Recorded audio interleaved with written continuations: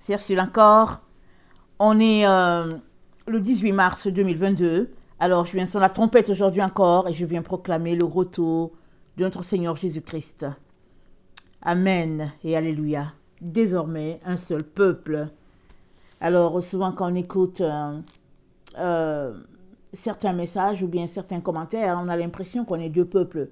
Le peuple israélite et le peuple chrétien. Mais au fait, quand on lit la Bible, de l'Ancien Testament jusqu'à Apocalypse, on se rend compte que Dieu parle d'un seul Dieu et d'un seul peuple. Et donc, très important qu'on puisse réconcilier.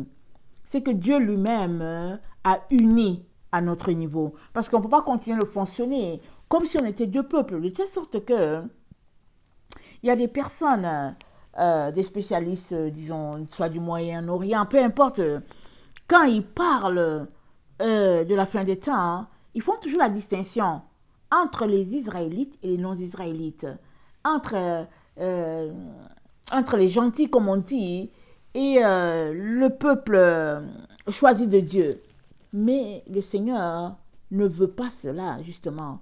Et Paul nous dit dans Éphésiens 3, il dit ceci: à cause de cela, moi, Paul, le prisonnier de Christ pour vous païens, si du moins vous avez appris quelle est la dispensation de la grâce de Dieu qui m'a été donnée pour vous. C'est par révélation que j'ai eu connaissance du mystère sur lequel je viens d'écrire en peu de mots. En les lisant, vous pouvez vous représenter l'intelligence que j'ai du mystère de Christ. Il n'a pas été manifesté aux fils des hommes dans les autres générations, comme il a été révélé maintenant par l'Esprit aux saints apôtres et prophètes de Christ. Ce mystère, c'est que les païens sont co-héritiers, forment un même corps et participent à la même promesse en Jésus-Christ par l'Évangile, dont j'ai été fait ministre selon le don de la grâce de Dieu qui m'a été accordé par l'efficacité de sa puissance. À moi qui suis le moindre de tous les saints, cette grâce a été accordée d'annoncer aux païens les richesses incompréhensibles de Christ et de mettre en lumière quelle est la dispensation du mystère caché de tout temps en Dieu qui a été créé, en Dieu qui a créé toutes choses, afin que les dominations et les autorités dans les lieux célestes connaissent aujourd'hui par l'Église la sagesse infiniment variée de Dieu, selon le dessein éternel qu'il a mis à exécution par Jésus-Christ notre Seigneur, en qui nous avons par la foi en lui la liberté de nous approcher de Dieu avec confiance.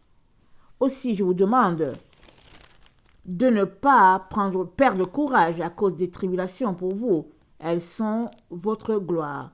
À cause de cela, je fléchis les genoux devant le Père, duquel tire son nom toute famille dans les cieux et sur la terre, afin qu'il vous donne, selon la richesse de sa gloire, d'être puissamment fortifié par son esprit dans l'homme intérieur, en sorte que Christ habite dans vos cœurs par la foi, afin qu'étant enraciné et fondé dans l'amour, vous puissiez comprendre avec tous les saints quelle est la largeur, la longueur, la profondeur, la hauteur, et connaître l'amour de Christ qui surpasse toute connaissance, en sorte que vous soyez remplis jusqu'à toute la plénitude de Dieu. Or, à celui qui peut faire, par la puissance qui agit en nous, infiniment au-delà de tout ce que nous demandons ou pensons, à lui soit la gloire dans l'Église et en Jésus-Christ dans toutes les générations, au siècle des siècles. Amen. Alors, ce matin, le Seigneur m'a donné ça, d'apporter cette compréhension-là à notre niveau. Parce que, comme je l'ai dit, on fait beaucoup de différences. On s'est dit, oh non, mais c'est un Israélite, et puis moi, j'ai été greffé et tout. Mais une fois que on est conscient qu'on a été greffé, on loue le Seigneur et on dit merci. Imaginez un enfant, une famille qui a adopté un enfant, un ou deux enfants, et qui ont de leurs entrailles 3 enfants. Imaginez une famille où la personne qui est adoptée vient toujours dire que, oh non, mais tu sais, je suis adoptée. Ou bien les 3 autres enfants des entrailles disent que, mais vous venez d'ailleurs, vous êtes adoptés. Et les 2 autres, ils sont toujours en train de dire, oh oui, nous venons d'ailleurs. Imaginez une telle famille. Elle ne va pas tenir, n'est-ce pas? Dans le vrai, une telle famille ne va pas tenir. Il y a déjà la scissure qui est là, il y a déjà une cassure. Les enfants eux-mêmes mettent la cassure, les parents ne font rien pour arranger, et puis ben voilà, ils sont là, et puis ils se voient comme 2 familles, sinon 3. Or, Dieu c'est le Père et il a arrangé ça depuis. Il a vu ces choses-là venir et Jésus-Christ a appelé Paul afin que Paul puisse mettre les points sur les i à tous les niveaux. Et nous nous rappelons que, je pense que c'est dans l'épître de Galates, quand il est arrivé pour rencontrer les anciens, à savoir Pierre, Jean et Jacques, je pense, et il s'est rendu compte que Pierre avait un comportement d'hypocrisie. Alors, quand les Juifs n'étaient pas là, Pierre mangeait correctement avec les non-juifs. Mais quand les Israélites étaient là, alors Pierre évitait de manger avec les non-juifs, ce qu'on appelle les gentils. Alors Paul l'a sévèrement repris. Il lui a dit, si toi là, toi qui es le leader, si tu te comportes comme ça, pourquoi veux-tu que ceux-là qui viennent d'ailleurs puissent judaïser? Pourquoi veux-tu qu'ils quittent leur état où ils sont pour adopter les règles et les lois judaïques? Pourquoi? Parce que toi, Pierre, tu n'as pas un bon comportement. Tu es hypocrite et tu montres à la jeune génération être hypocrite. Paul a dit, ça ne devrait pas être. Parce que si tu veux manger, mange. Si tu ne veux pas aussi manger, tu ne manges pas.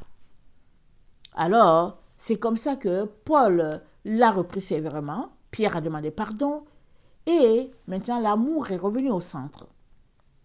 Tout cela pour dire que Jésus-Christ a fait que de deux peuples, il n'en soit qu'un seul. Et Paul nous dit qu'il a reçu cette dispensation de Dieu. La dispensation, c'est quoi? Dans Éphésiens 3, la dispensation, c'est l'action d'attribuer quelque chose à quelqu'un. C'est la part qu'il a reçue de la part de Dieu de réconcilier deux peuples et d'en faire un seul. Si bien qu'il nous en parle dans Romains 11. Dans Romains 11, il nous dit ceci. Excusez-moi. Il dit, le verset 11, « Je dis donc, est-ce pour tomber qu'ils l'ont branché, loin de là? Mais par leur chute, le salut est devenu accessible aux païens afin qu'ils fussent excités à la jalousie. » Il parle de la chute d'Israël. Israël a chuté. Israël n'a pas reconnu Jésus-Christ, ils ne l'ont pas accepté. Alors, Paul dit, leur refus d'accepter Christ a fait que les païens ont été greffés. Rappelons-nous, quand le roi a organisé le mariage de son fils, il a envoyé ses serviteurs inviter les locaux. L'un a dit qu'il allait à son champ, l'autre a dit qu'il venait de se marier, l'autre avait son business, et puis il n'avait pas le temps. Et c'est dit, Matthieu 22, le roi a brûlé leur ville et tout. Maintenant, il a envoyé chercher dans les rues. Il dit, appelez tout le monde. Parce que les invités n'étaient pas dignes. C'est-à-dire que ceux à qui c'était réservé, ils n'étaient pas dignes. Alors, invitez les autres. Et les autres ont été invités. Et ils sont venus. Et malheureusement, là-dedans, parmi les gens qui ont été invités, au lieu qu'ils se dépouillent totalement, qu'ils voient la grâce, la reconnaissance de Dieu envers eux, il y en a quand même un qui s'est retrouvé là à avoir un habit sale, il a été jeté dehors. Tout cela pour dire que Dieu ne veut pas avoir deux peuples devant lui, il veut voir un seul peuple. Alors, Paul dit, le verset 12, « Or, si leur chute a été la richesse du monde, et leur amoindrissement, la richesse des païens, combien plus en sera-t-il ainsi quand ils se convertiront tous? Je vous le dis à vous, païens, en tant qu'apôtre des païens, je glorifie mon ministère. Amen. Alléluia. Il parle pour son ministère et il le défend bien. Merci Seigneur pour Paul. Que le Seigneur soit loué pour ce frère. Alors, je défends mon ministère afin s'il est possible, d'exciter la jalousie de ceux de ma race et d'en sauver quelques-uns. Car si leur rejet a été la réconciliation du monde, que sera leur réintégration sinon la vie d'entre les morts? Alors, il dit quoi? Quand Israël va revenir à la vérité, Ce sera tout simplement la résurrection. Amen. Alors, il dit, le verset 16, « Or, si les prémices sont saintes, la masse l'est aussi. » Alléluia. « Et si la racine est sainte, les branches le sont aussi. Mais si quelques-unes des branches ont été retranchées, et si toi, qui étais un olivier sauvage, tu as été hanté à leur place, et rendu participant de la racine et de la graisse de l'olivier, ne te glorifie pas aux dépens de ces branches. Si tu te glorifies, sache que ce n'est pas toi qui portes la racine, mais que c'est la racine qui te porte. Tu diras donc, les branches ont été retranchées, afin que moi je puisse hanter. Cela est vrai. Elles ont été retranchées pour cause d'incrédulité, et toi, tu subsistes par la foi. Ne t'abandonne pas à l'orgueil, mais crains. Amen. Les racines, la racine porte l'arbre. Et nous savons, c'est qui est la racine? Nous savons que la racine elle vient de la famille de David. La racine vient de Juda. Alors, c'est dit dans... Attendez, je ne sais pas si je vais retrouver le passage. Dans Jérémie, si j'ai bonne mémoire. Attendez, je vais voir. Dans Jérémie... attendez... Dieu dit, voilà, dans Jérémie 23, le verset 8, Dieu dit, voici, les jours viennent, dit l'Éternel, où je susciterai à David un germe de justice. Il régnera un roi et prospérera. Il pratiquera la justice et l'équité dans le pays. En son temps, Juda sera sauvé. Israël aura la sécurité dans sa demeure. Et voici le nom dont on l'appellera l'Éternel notre justice. C'est pourquoi voici les jours viennent, dit l'Éternel, où l'on ne dira plus, l'Éternel est vivant, lui qui a fait monter du pays d'Égypte les enfants d'Israël. Mais on dira, l'Éternel est vivant, lui qui a fait monter et qui a ramené la postérité de la maison d'Israël du pays du Septentrion et de tous les pays où je les avais dispersés, où je les avais chassés. Et ils habiteront dans leur pays. Amen. Alors, Dieu a déjà prévu cela et il n'y a personne qui peut empêcher cela. Et, comme on vient de lire, il dit que je susciterai à David un germe de justice. Et le germe, c'est où? C'est dans la racine, n'est-ce pas?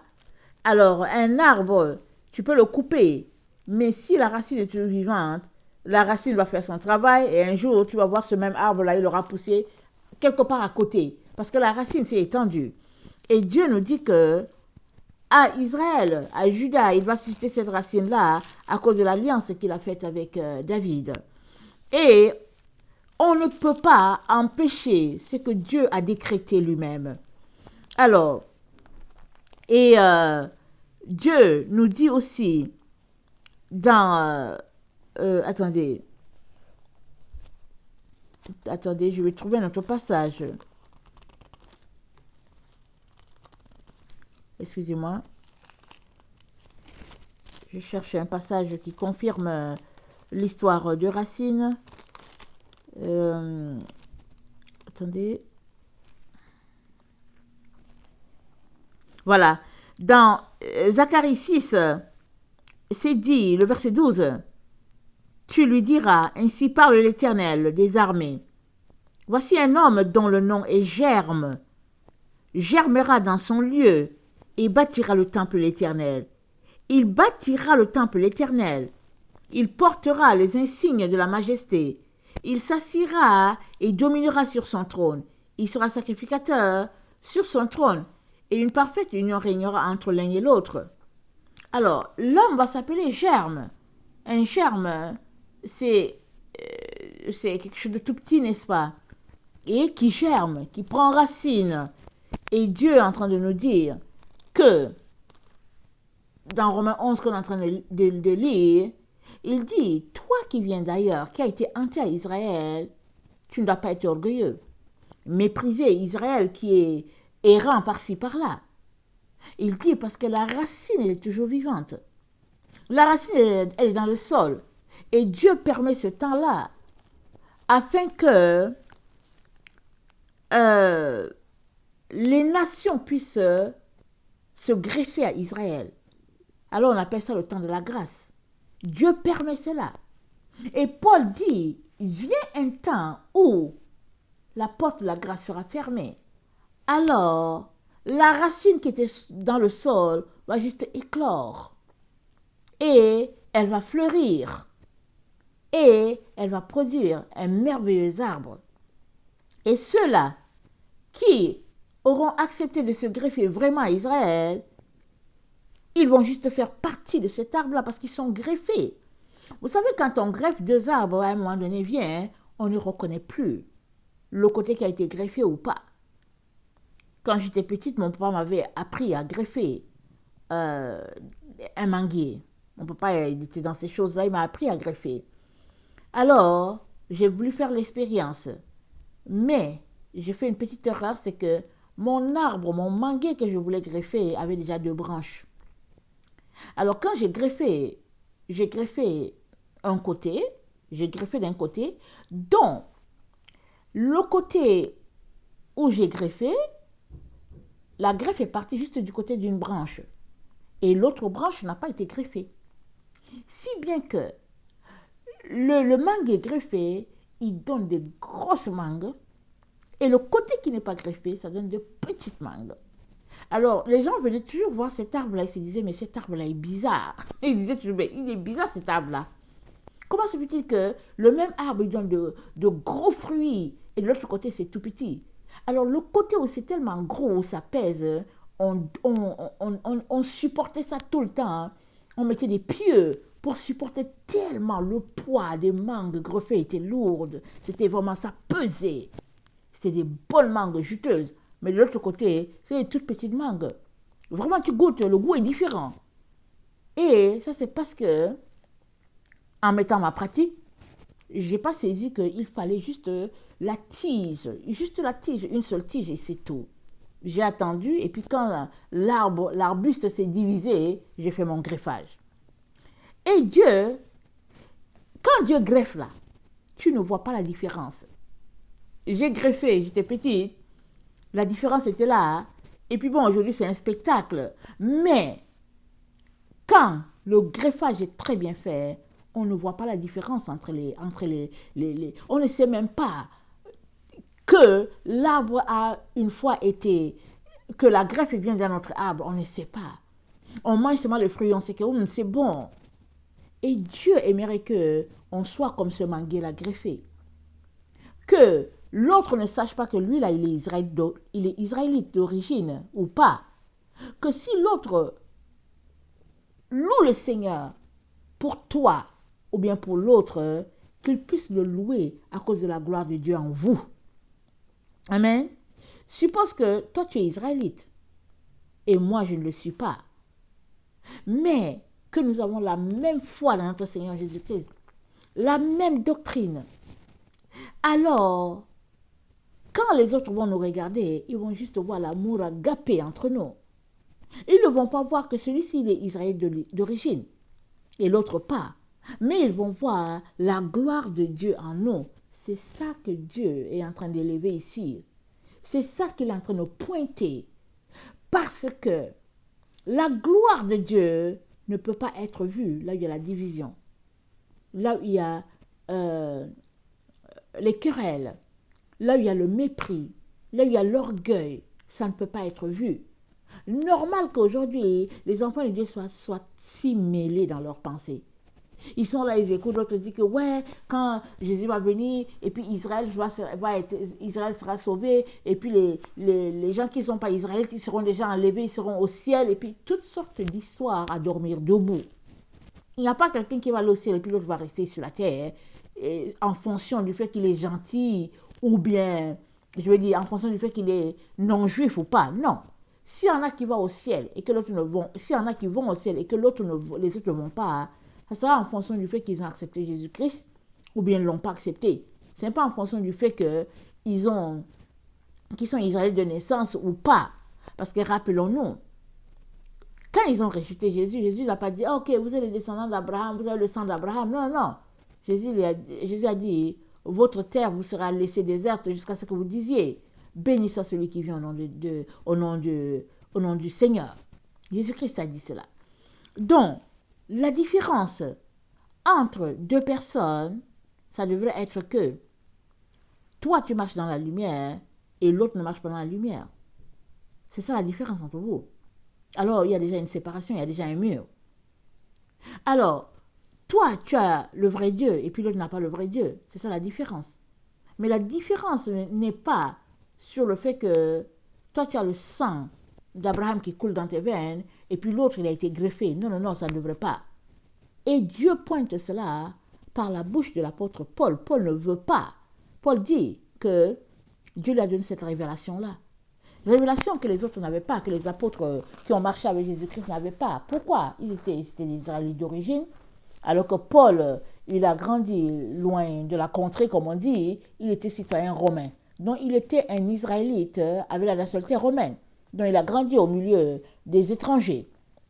Et puis, ça c'est un fait. Mais l'autre fait, c'est que il a été visité par le Seigneur. Rappelez-vous, sur la route de Damas, il partait pour persécuter les chrétiens. Jésus-Christ l'a visité puissamment. Et quand le Saint-Esprit te révèle des choses, il n'y a personne qui peut te convaincre du contraire. Alors, il était élève du Saint-Esprit, si bien que il a pu nous rapporter tout ce que Dieu lui a montré. Alors, dans Romains 11, donc, au verset 25, il nous dit « Car je ne veux pas, frères, que vous ignoriez ce mystère, afin que vous ne vous regardiez point comme sages, c'est qu'une partie d'Israël est tombée dans l'endurcissement jusqu'à ce que la totalité des païens soit entrée.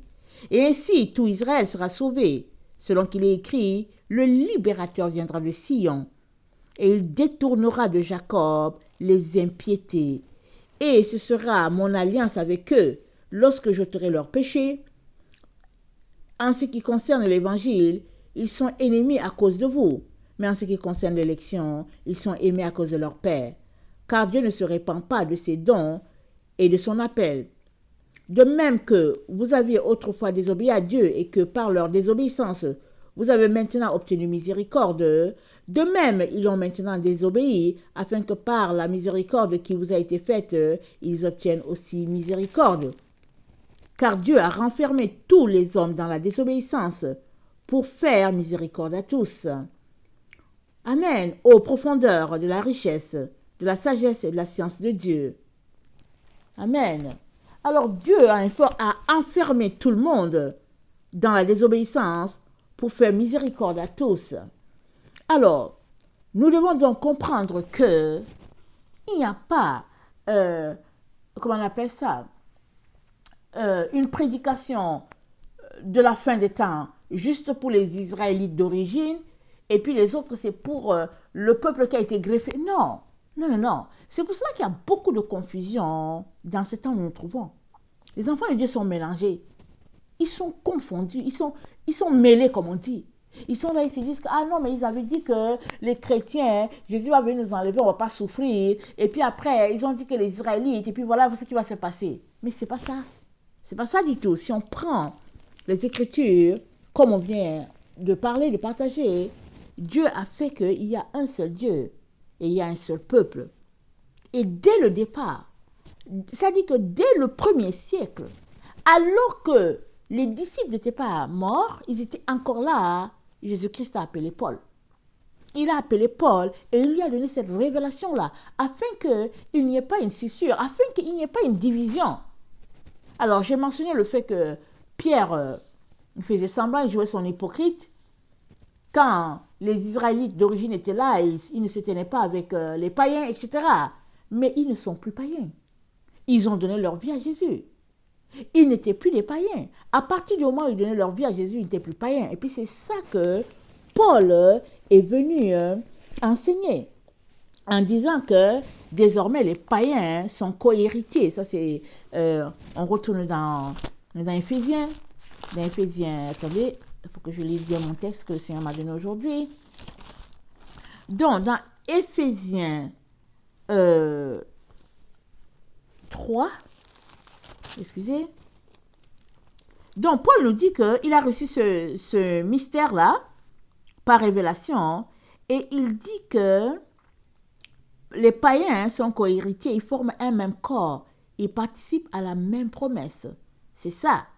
Et puis, aussi, il dit désormais, il y a un seul peuple pour un seul Dieu. Et dans Éphésiens 2, donc, voilà pourquoi il dit, ainsi donc, vous n'êtes plus des étrangers, ni des gens du dehors, mais vous êtes concitoyens des saints, gens de la maison de Dieu. Vous avez été édifiés sur le fondement des apôtres et des prophètes, Jésus-Christ lui-même étant la pierre angulaire. En lui, tout l'édifice bien coordonné s'élève pour être un temple saint dans le Seigneur. En lui, vous avez été édifiés pour être l'habitation de Dieu en esprit. Quand il parle de vous, il parle des Éphésiens qui n'étaient pas des Israélites. Alors il leur dit, mais vous êtes aussi le temple de Dieu. Il dit, vous avez été édifiés sur le même fondement. Le même fondement que lui, Paul, il est. Parce que Paul, lui, il est israélite. Alors, il dit aux Éphésiens, vous avez le même fondement que moi. On nous a tous édifiés sur le même fondement, c'est-à-dire sur les apôtres, sur les prophètes, et Christ est la pierre angulaire. Donc, ne vous dissociez pas. Ne vous comportez pas comme si, au fait, vous venez d'ailleurs. Il dit non, vous êtes les gens de la maison de Dieu, au même titre que les Israélites. C'est ça qu'il est en train de dire. Alors, dans Éphésiens 1, comme ils sont maintenant le peuple de Dieu, Paul peut dire, dans le verset 15, il dit, c'est pourquoi, moi aussi ayant entendu parler de votre foi au Seigneur Jésus, et de votre charité pour tous les saints, je ne cesse de rendre grâce pour vous, faisant mention de vous dans mes prières, afin que le Dieu de notre Seigneur Jésus-Christ, le Père de gloire, vous donne un esprit de sagesse, de révélation dans la connaissance, et qu'il illumine les yeux de votre cœur, pour que vous sachiez quelle est l'espérance qui s'attache à son appel, quelle est la richesse et la gloire de son héritage qu'il réserve aux saints, et quelle est envers nous qui croyons l'infinie grandeur de sa puissance, se manifestant avec efficacité par la vertu de sa force. Alors, Paul prie pour que nos yeux soient illuminés, pour qu'on ne soit pas dans l'ignorance. Et aujourd'hui, le Seigneur nous rappelle cela. Il ne veut pas que nous soyons dans l'ignorance. Il n'y a pas de peuple. Il n'y a pas les Israélites et puis le non-Israélite. Non, il n'y a qu'un seul peuple et un seul Dieu dans la maison de Dieu. L'autre peuple qui est différent de nous, c'est ceux qui ne connaissent pas le Seigneur. Alors ceux qui ne connaissent pas le Seigneur, ils ne seront pas sauvés. Mais ceux qui connaissent le Seigneur, peu importe leur origine, ils ont un seul Dieu et ils régneront avec le Père. Ils vivront avec lui éternellement. Alors, quand est-ce que nous allons décider de faire sortir la division de notre esprit? Quand? Et dans, Éphésiens, dans Ézéchiel 37, il nous rappelle ce qu'il a déjà décrété lui-même. Alors, Ézéchiel 37, le verset 15, la parole de l'Éternel me fut adressée en ces mots. Et toi, fils de l'homme, prends une pièce de bois et écris dessus pour Juda et pour les enfants d'Israël qui lui sont associés. Prends une autre pièce de bois et écris dessus pour Joseph, bois d'Éphraïm, et de toute la maison d'Israël qui lui est associée. Rapproche-les l'une et l'autre pour en former une seule pièce, en sorte qu'elle soit unie dans ta main. Et lorsque les enfants de ton peuple te diront, ne nous expliqueras-tu pas ce que cela signifie? Réponds-leur, ainsi parle le Seigneur l'Éternel. Voici, je prendrai le bois de Joseph, qui est dans la main d'Éphraïm, et les tribus d'Israël qui lui sont associées, je les joindrai au bois de Juda, et j'en formerai un seul bois, en sorte qu'il ne soit qu'un dans ma main. Les bois sur lesquels tu écriras seront dans ta main, sous leurs yeux, et tu leur diras ainsi par le Seigneur l'Éternel. Voici, je prendrai les enfants d'Israël du milieu des nations où ils sont allés, et je les rassemblerai de toutes parts, et je les ramènerai dans leur pays. Je ferai d'eux une seule nation dans le pays, dans les montagnes d'Israël. Ils auront tous un même roi. Ils ne formeront plus deux nations, et ne seront plus divisés en deux royaumes. Amen. C'est Dieu qui a dit ça. Il n'y aura plus deux royaumes, il n'y aura plus deux royaumes, il n'y aura plus deux peuples. Il y a un seul Dieu pour un seul peuple, que tu sois Israélite d'origine ou pas. Et il est très très important qu'on puisse régler ce problème-là, puisque Dieu n'a pas voulu que la brèche soit. Alors, quand il parle d'Éphraïm, Éphraïm, c'est le côté Joseph a épousé une femme égyptienne, donc Éphraïm, c'est le côté non israélite, dont Dieu mentionne déjà qu'il va prendre le côté d'Éphraïm et il va l'associer aux autres. Ça veut dire qu'il mélange tout. Et il dit qu'il prend le côté de Judas. Judas, c'est tous ceux qui ont donné leur vie à Dieu par Jésus-Christ. Donc Dieu dit, il va faire un mélange, un méli-mélo, de telle sorte qu'il n'y aura plus la différence entre les gens. La seule différence qui existera, c'est entre les enfants de la femme et les enfants du dragon. La seule différence. Entre les enfants de la femme et les enfants du serpent. C'est là la différence.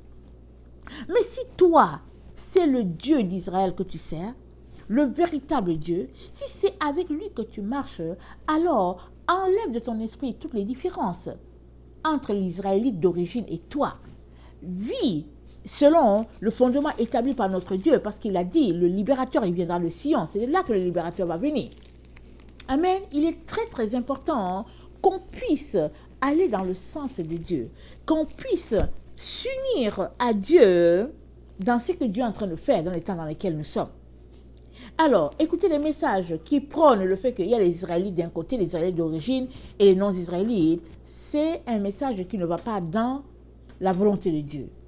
Et c'est ça qui fait que souvent les gens ne saisissent pas les messages sur la fin des temps, qui canalisent le peuple de Dieu vers la venue de notre Seigneur. Parce que quand Jésus va venir, il vient prendre ceux qui sont prêts. Que tu sois Israélite d'origine, que tu sois païen gentil qui a donné ta vie à Jésus, Jésus vient chercher ceux qui sont prêts. Si tu n'es pas prêt, tu ne partiras pas, c'est tout. Jésus ne vient pas prendre, oui, un côté israélite et puis non, c'est pas ça, ça ne marche pas comme ça. Ok? Vraiment que le Seigneur puisse être tout grand dans ton cœur, que tu fasses la place à Dieu, vraiment grand dans ton cœur, et que tu saches que ceux qui seront rejetés de lui, c'est ceux qui auront choisi de marcher selon le monde.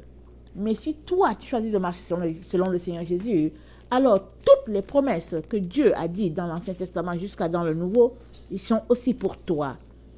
Alors, je terminerai en lisant cette partie dans Apocalypse. Et puis, vraiment qu'on puisse prendre le temps pour chercher la face de Dieu et puis pour grandir dans ce qu'il a, dans son plan merveilleux pour chacun d'entre nous. Apocalypse 22, le verset 13. Je suis l'alpha et l'oméga, le premier et le dernier, le commencement et la fin. Heureux ceux qui lavent leurs robes afin d'avoir droit à l'arbre de vie et d'entrer par les portes dans la ville.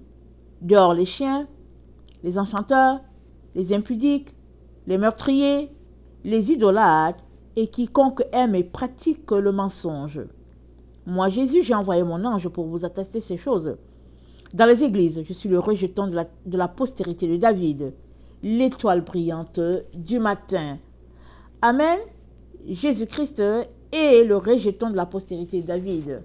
Il est le rejeton, il nous rappelle encore la racine dont Paul a parlé tantôt. Soyez bénis, je vous aime beaucoup et Dieu davantage. Maranatha, Jésus revient. Amen et amen.